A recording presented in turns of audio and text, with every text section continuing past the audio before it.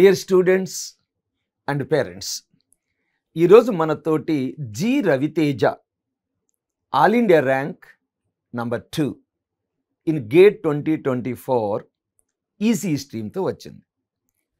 ఈ బాబుతోటి తన విజయ రహస్యాలు, జూనియర్స్కి తను ఇచ్చే సలహాలు కొన్ని తెలుసుకుందాం. హాయ్ రవితేజ, నీ గురించి నువ్వు చెప్పమ్మా. హాయ్ సార్, నా పేరు రవితేజ సార్. అండ్ నేను ఒంగోలు పక్కనే అద్దంకి అనే స్మాల్ టౌన్ నుంచి వచ్చాను. ఓకే. అండ్ నేను స్కూలింగ్ అండ్ 12th క్లాస్ వరకు హోమ్ టౌన్లోనే చేశాను. తర్వాత బీటెక్ బాపట్ల ఇంజనీరింగ్ కాలేజ్ నుంచి చేశాను, ఎలక్ట్రానిక్స్ అండ్ కమ్యూనికేషన్ డిపార్ట్మెంట్లో. అండ్ ఐ గ్రాడ్యుయేటెడ్ ఇన్ 2021లో గ్రాడ్యుయేట్ అయ్యాను.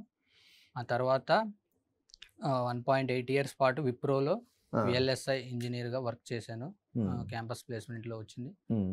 ఆ తర్వాత మార్చ్ 2023లో రిజైన్ చేసి జాబ్కి ACE Academy offline coaching join అయ్యాను హైదరాబాద్. అండ్ అక్కడ నుంచి నా ప్రిపరేషన్ జర్నీ అనేది స్టార్ట్ చేశాను. ఓకే. ఇప్పుడు మీరు క్యాంపస్ ప్లేస్మెంట్ ద్వారా విప్రోలో చేరారు కదా, అది కూడా మంచి జాబే కదా, ఎందుకు వదలాల్సి వచ్చింది? ఎస్, సో నేను జాయిన్ అయింది విఎల్ఎస్ఐ డిపార్ట్మెంట్. సో నాకు విఎల్ఎస్ఐ డిపార్ట్మెంట్ అంటే అక్కడ జాబ్ చేస్తున్నప్పుడు నాకు దాని మీద ఇంట్రెస్ట్ పెరిగింది, విఎల్ఎస్ఐ మీద. అలాగే అదొకటే మెయిన్ రీజన్ కాదు, యాక్చువల్గా నేను ఫైనల్ ఇయర్లో ఉన్నప్పుడే గేట్ రాశాను. బట్ ఆ టైంలో నేను ఎక్కువ ప్రిపేర్ అవ్వలేదు, అయినా సరే నాకు 36 మార్క్స్ వచ్చినాయి. సో దానివల్ల ఏంటంటే నాకు కాన్ఫిడెన్స్ పెరిగింది. ఖచ్చితంగా నేను ఇంకొంచెం అటెంప్ట్ ఇస్తే ఖచ్చితంగా క్రాక్ చేయగలనని నాకు కాన్ఫిడెన్స్ వచ్చింది.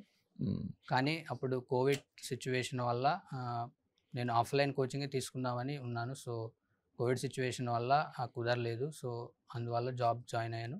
తర్వాత ఇంకా మార్చిలో రిజైన్ చేసి ఏస్ అకాడమీలో జాయిన్ అయ్యాను. ఓకే, నీకు డెఫినెట్గా ఎంటెక్, విఎల్ఎస్ఐ మీరు కోరుకున్న బ్రాంచ్ మంచి ఐఐటీలో కానీ ఐఎస్సి బెంగళూరులో కానీ వస్తాయి. అంటే దీనివల్ల ఏం లాభం? అంటే ఉన్న జాబ్ ఎందుకు వదులుకోవాలని చాలామంది ఉంటారు కదా. Yes sir. అంటే కానీ అంటే ఎంటెక్ ఐఐటీలో చేయటం వల్ల ఏంటంటే మనకి చాలా ఎక్స్పోజర్ వస్తుంది, మనం ఇంకా చాలా ఎక్కువ నేర్చుకోవచ్చు. అలాగే మనకి ఓన్లీ ఎడ్యుకేషన్ మీదే కాకుండా ఇంకా మన పర్సనాలిటీ డెవలప్మెంట్ కూడా చాలా అవకాశం ఉంటుంది ఐఐటీస్లో చదివితే డెవలప్ చేసుకోవడానికి. సో ఆ రీజన్స్ వల్ల నేను ఎంటెక్ చదివి హై ప్యాకేజ్ కూడా రావచ్చు, మంచి కంపెనీలో మంచి పొజిషన్ రావచ్చు. సో అందువల్ల మీరు ధైర్యం చేసి జాబ్ రిజైన్ చేశారు, అంతేనా? ఓకే. ఎనీవే, మీ ధైర్యాన్ని మెచ్చుకోవాలి. ఎందుకంటే చాలామంది నేను బీటెక్ కాలేజీలో చూస్తుంటాను, హైదరాబాద్లోని ప్రముఖ కాలేజీలో కూడా చూస్తాను. ఏదో campus placement 3 lakh, 3.5 lakh, 3.6 lakh వస్తుంది. వాళ్ళు ఆ క్యాంపస్ ప్లేస్మెంట్ చేరి తమ భవిష్యత్తును దెబ్బతీసుకున్న వాళ్ళని నేను చూశాను, చాలామందిని చూశాను.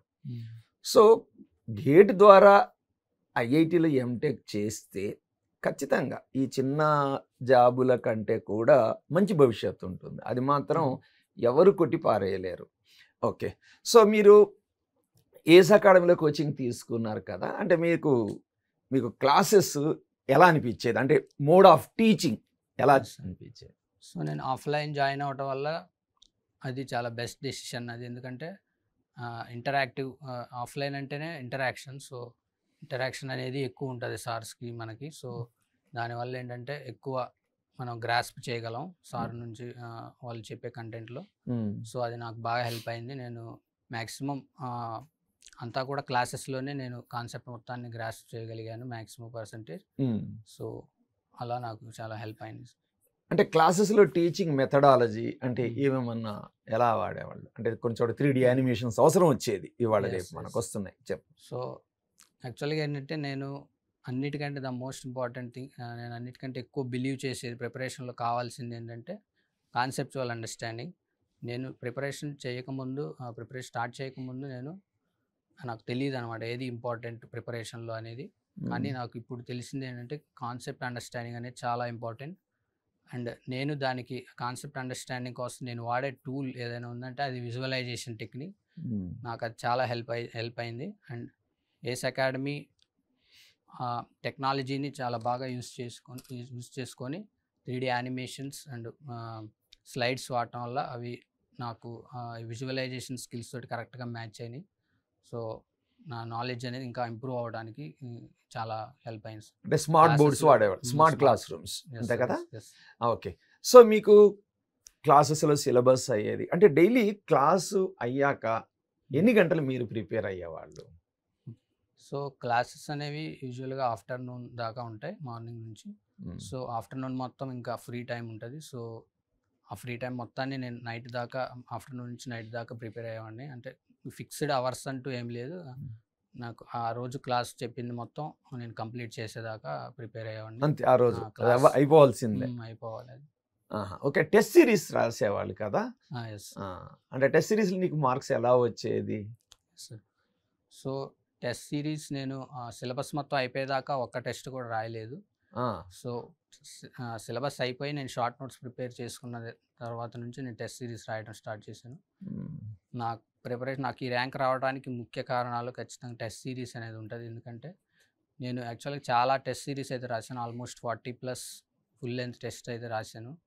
అన్ని టెస్ట్స్ రాయటం వల్ల నాకు కాన్సెప్ట్ ఇంకా డెవలప్ చేసుకోవడానికి అవకాశం వచ్చింది. ఎందుకంటే టెస్ట్ సిరీస్లో కొన్ని కొత్త క్వశ్చన్స్, ఫార్ములాస్ కూడా మనం ఎన్కౌంటర్ చేస్తాం. సో దానివల్ల నాకు అండర్స్టాండింగ్ పెరిగింది, నాలెడ్జ్ పెరిగింది. అలాగే టైం మేనేజ్మెంట్, స్పీడ్, యాక్యురసీ ఇవన్నీ ఇంప్రూవ్ అవ్వాలంటే టెస్ట్ సిరీస్ ఒక్కటే మార్గం. సో నాకు చాలా బాగా యూజ్ అయింది. ఇప్పుడు నా టెస్ట్ సిరీస్ రాసేటప్పుడు మార్క్స్ కొంచెం తక్కువ వస్తాయి కదా, అప్పుడు ఎలా అనిపించేది మీకు? అంటే యాక్చువల్గా నిజం చెప్పాలంటే ఏ టెస్ట్ సిరీస్లోనూ నాకు 50 కంటే తక్కువ రాలేదు. ఓకే, 50 మార్క్స్ మినిమం వచ్చేది. కానీ కొన్ని హార్డ్ టెస్ట్ రాసినప్పుడు, కొన్ని హార్డ్ లెవెల్ టెస్ట్ రాసినప్పుడు కొంచెం తక్కువ మార్క్స్ వచ్చాయి. అప్పుడు అయినా సరే నాకు తెలుసు, ఎందుకంటే నాకు ప్రిపరేషన్ అవ్వకముందు, ప్రిపరేషన్ స్టార్ట్ చేయకముందు టాపర్స్ ఇంటర్వ్యూస్ అన్నీ చూసేవాడిని.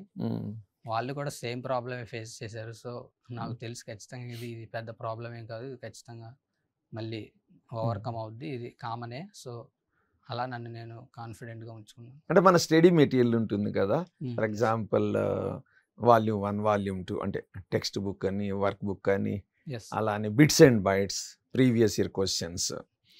So particularly previous year questions ఎన్నిసార్లు రివిజన్ చేసి ఉంటారు మీరు?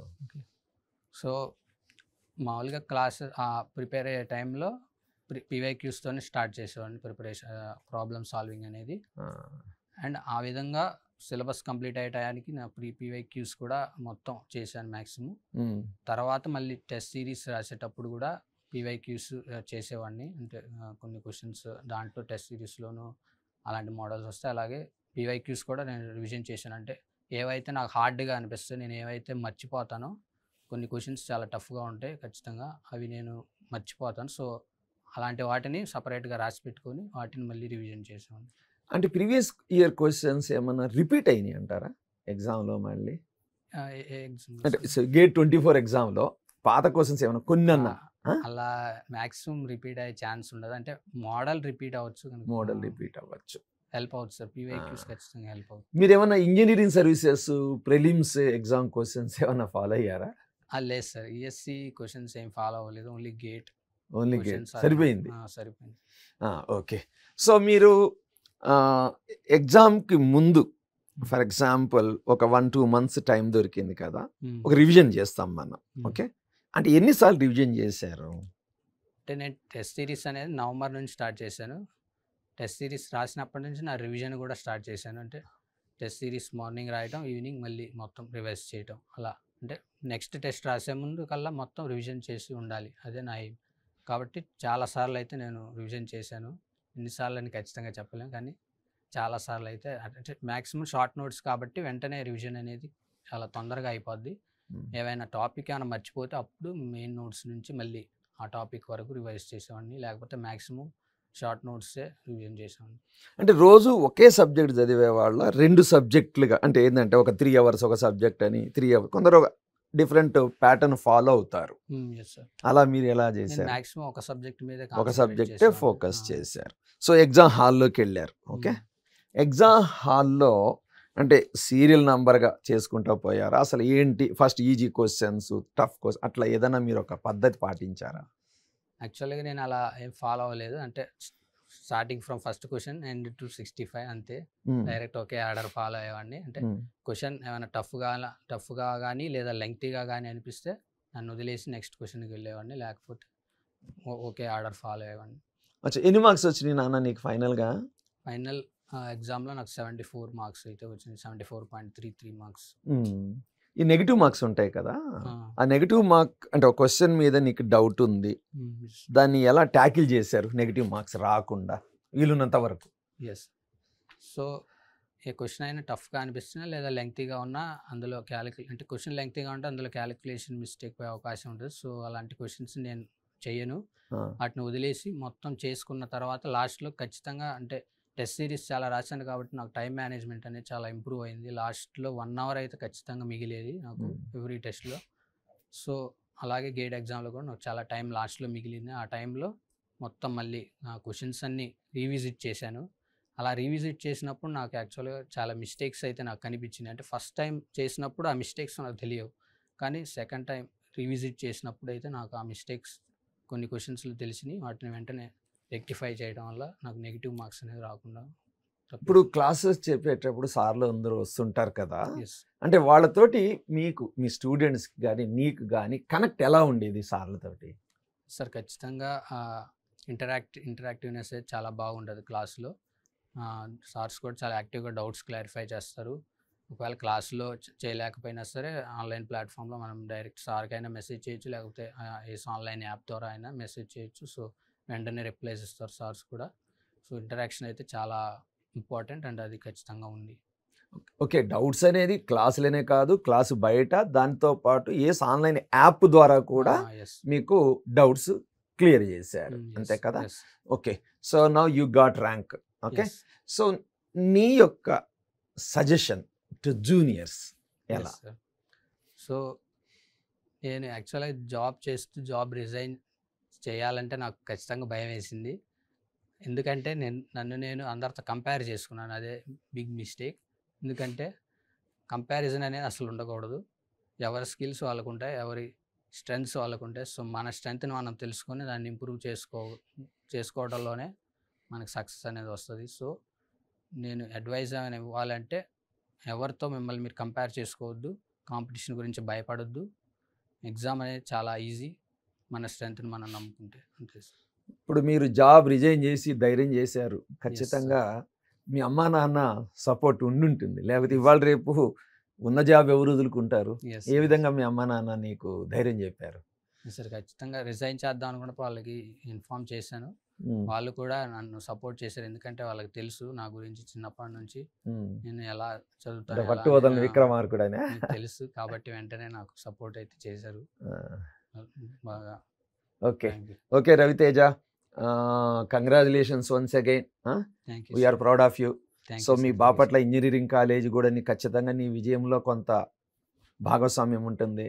అలానే మీ అమ్మా నాన్నగారికి కూడా నా హృదయపూర్వక నమస్కారాలు. Thank you sir. ఓకేనా? So much. Thank you.